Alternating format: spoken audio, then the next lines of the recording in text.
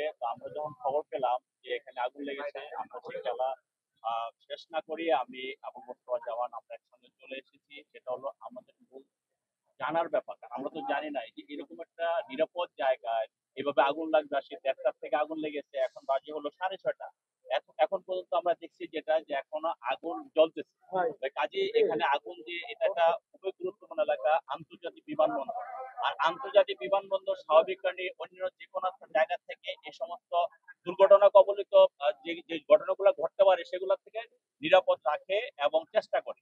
তো সেইখানে ১:৩০ আগুন লেগেছে, এখন আগুন নিভাইতে পারেনি। এটা একটা আহ আমাদের ইয়ার ব্যাপার, চিন্তার ব্যাপার।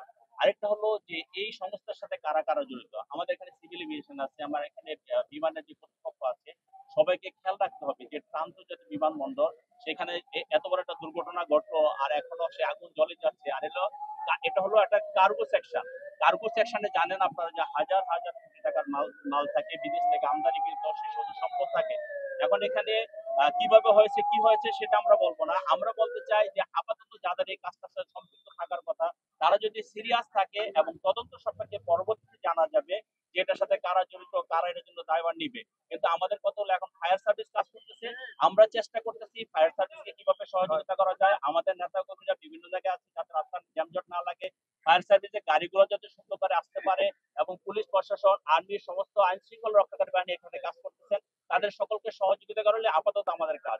এবং যে বাংলাদেশে যখনই কোনো দুর্ঘটনা হয়, যেহেতু আমাদের ভারপ্রাপ্ত চেয়ারম্যান জনাব তারেক রহমান সাহেব বাংলাদেশে নাই, আমাদের আধা ঘন্টার মধ্যে আমাদেরকে মেসেজ দিয়েছে যে তোমরা এখানে নেতাকর্মী পাঠাও এবং দেখো। বিশেষ করে আমরা আগুন নিভাতে যেতে পারবো না, এটা একটা সেন্সিটিভ এরিয়া এবং ভিতরে। এখানে আমাদের মূল কাজটা হলো যানজট মুক্ত একটি জায়গা রাখা, যাতে আমাদের গাড়িগুলো ইজিতে পাস করতে পারে এবং এখানে যদি ক্ষয়ক্ষতি হতাহতের ঘটনা ঘটে থাকে, অ্যাম্বুলেন্স সেখানে ডিপ্লয় করা, যাতে অ্যাম্বুলেন্স গুলো সেই রোগীগুলোকে নিয়ে যেতে পারে।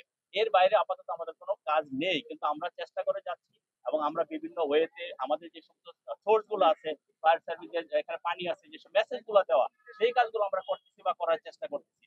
তবে এটা একটা সুস্থ তদন্তের মাধ্যমে এগুলো দেখতে হবে। কারণ কিছুদিন আগে আমরা দেখেছেন আমাদের পল্লবীতে আগুন লেগেছে, সেখানে ২১ জন মানুষ মারা গিয়েছে। এখানে আমরা এখনো হতাহতের খবর পাইনি, কিন্তু আমরা এটা দেখতেছি। আমরা আমাদের নলেজ, আমাদের যেটুকু আমাদের সোর্সিং আছে সেভাবে আমরা খবর নেওয়ার চেষ্টা করতেছি। ভিতরে আমাদের লোকজন আছে, এখানে যারা কাজ করে তাদের মাধ্যমে আমরা খবর নেওয়ার চেষ্টা করতেছি। আমরা বিশ্বাস করি যে বর্তমান যে সরকার আছে তারা অতি সত্বর একটি তদন্ত কমিটি করবে। অতীতে অনেক ঘটনাই ঘটেছে, আমরা যদি এটাকে পরিকল্পিত বলি এবং দুর্ঘটনা বলি, আমরা কোনটাকে আমরা এখন বলতে পারবো না। তবে আমরা মনে করি যে এটা নিহত একটা দুর্ঘটনা না, এখানে অন্য কোনো কিছু থাকতে পারে। যেহেতু কিছুদিন পরে পরে এই সমস্ত ধার্য পদার্থ যেখানে আছে, দামি পদার্থ জিনিস যেখানে আছে, সেখানে আগুন লাগবে, এটা তো হতে পারে না।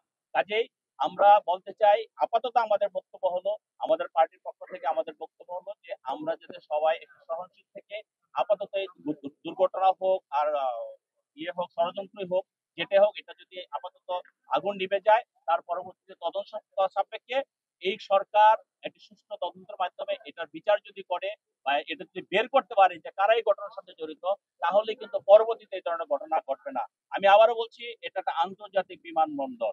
এখানে আমাদের সেফটি সিকিউরিটির ব্যাপারটা অবশ্যই অবশ্যই সর্বপ্রথম আমাদেরকে মাথায় রাখতে হবে, চিন্তা রাখতে। আজকে দেখেন সারা পৃথিবীর সাথে আমরা বিচ্ছিন্ন হয়ে গিয়েছি। আজকে আমাদের এখানে সমস্ত বিমান ওঠানামা বন্ধ করে দিয়েছে, তার মানে কি আমরা পৃথিবী থেকে বিচ্ছিন্ন। কাজে এই বিচ্ছিন্ন আমরা কতদিন থাকবো, কয় মিনিট থাকবো? ১:৩০ থেকে এখন সময়টা কিন্তু অনেক বেশি। সেই জন্য আমি বলবো আল্লাহ রাব্বুল আলামিনের কাছে দোয়া করি যে আল্লাহ রাব্বুল আলামিন যাতে আমাদের যত ক্ষয়ক্ষতি হয়েছে বা বর্তমান যে সিচুয়েশন আছে, এই সিচুয়েশন থেকে অল্প সময়ের মধ্যে আমাদের উত্তরণ করে আমরা যাতে ভালো পরিবেশে এসে সারা পৃথিবীর থেকে সাথে আবার কানেক্টিভিটি পেয়ে যাই। তা না হলে আমাদের সারা পৃথিবীতে এই যেহেতু একটি মাত্র আন্তর্জাতিক বিমানবন্দর, হয়তো সিলেটও আছে, কিন্তু আমরা সিলেটে সেভাবে কাজ করতে পারি না। আমরা এখানেই আমরা কাজ করি, আমাদের অপারেশনটা এখানেই হয়। কাজেই আপনাদের সহযোগিতা চাই মিডিয়ার মাধ্যমে, যারা এই সমস্ত জায়গায় বিভিন্ন জায়গায় অতি উৎসাহী। আপনারা দেখেছেন আমাদের দেশে যখন কোনো দুর্ঘটনা ঘটে, বড় কোনো দুর্ঘটনা ঘটে, অতি উৎসাহী মানুষের জন্য যারা এই সমস্ত জায়গায় কাজ করে তারা কাজ করতে পারে না।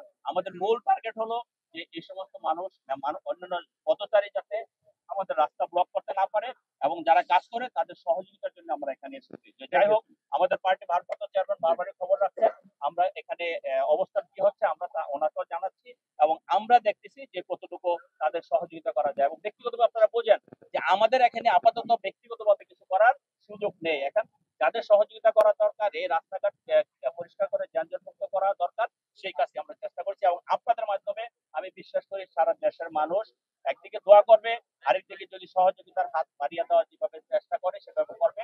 আন্তর্জাতিক বিমানবন্দর যত দ্রুত সম্ভব এটা যদি আমরা অ্যাক্টিভ করতে পারি তাহলে সেটা আমাদের জন্য মঙ্গল হবে। Thank you. ধন্যবাদ ধন্যবাদ।